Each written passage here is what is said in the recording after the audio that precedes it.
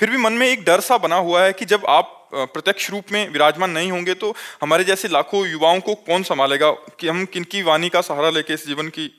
भगवान की ऐसी लीला है कि इसका नाम है मृत्यु लोक। यहाँ मरना तो पड़ेगा भैया, चाहे हम हो चाहे आप हो, समय आने पर शरीर छूटेगा। तो हमें लगता है कि संतों की वाणी हमारा सहयोग करती है।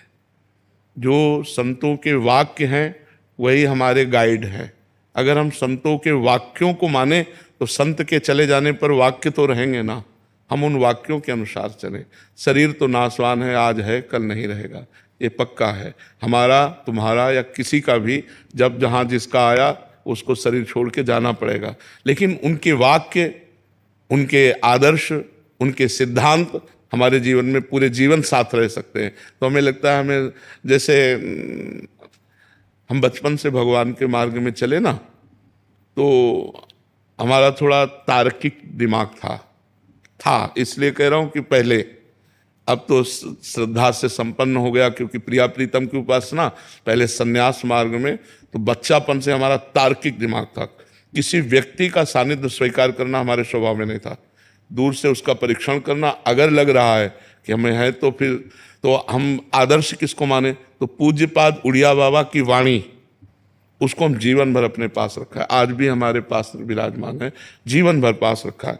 संत को ऐसा चलना चाहिए, ऐसे चलना चाहिए। बाबा ने जो जो उपदेश किए बस उन्हीं का, बाबा के चरणों का आश्रय लेकर के, उन्हीं को गुरु मान करके, उन्हीं के बात मानकर आज भी उन्हीं के वचनों के अनुसार चलने की चेष्टा कर रहे हैं। तो संत वाणी हमें कभी अनुभव में नहीं आया कि उड़िया बाबा नहीं है, क्योंकि उनकी बात बाबा ने ये कहा, बाबा ने ये कहा ऐसा करना चाहिए, ऐसी परिस्थिति में ऐसा करना चाहिए। पूरा इतना मोटा ग्रंथ है, बाबा के उपदेश ही उसमें है। साधक के लिए, ज्ञानी के लिए, भक्त के लिए, स्त्री के लिए, पुरुष के लिए, बच्चा के लिए, सबके लिए उपदेश है। तो वही जीवन भर आदर्श माना। तो हमें लगता है अगर हम संतों की वाणी को अपना मित्र बना लें तो वियोग का दुख नहीं अनुभव होगा। अगर हम शरीर को अपना मित्र मानेंगे तो ये मरण धर्मा है, इसका नाश होगा, आज नहीं तो कल जरूर नाश होगा। ये नाशवान का नाश होगा, मुझ अविनाशी का कभी नाश नहीं होना। तो अविनाशी की वाणी को मानो तो अविनाशी पद में आ जाओगे। विनाशी शरीर तो इससे प्यार ना करो, ये नाशवान शरीर है, इसकी महिमा बिल्कुल कुछ नहीं। पानी का बुलबुला अभी दिखाई दे रहा है, 1 मिनट में फूट गया। कहो बोलते बोलते रा बोल पाए धा ना बोल पावे, ऐसा सिस्टम है कि हम राधा उच्चारण करना चाहते, रा ही बोल पाए, धा तक पहुंच ही नहीं पाए, चले गए। ये बहुत विचित्र खेल है। इसलिए हमें किसी भी शरीरधारी से आसक्ति नहीं करनी चाहिए, व्यवहार भगवत स्वरूप मान के करना चाहिए और आसक्ति अविनाशी से करना चाहिए।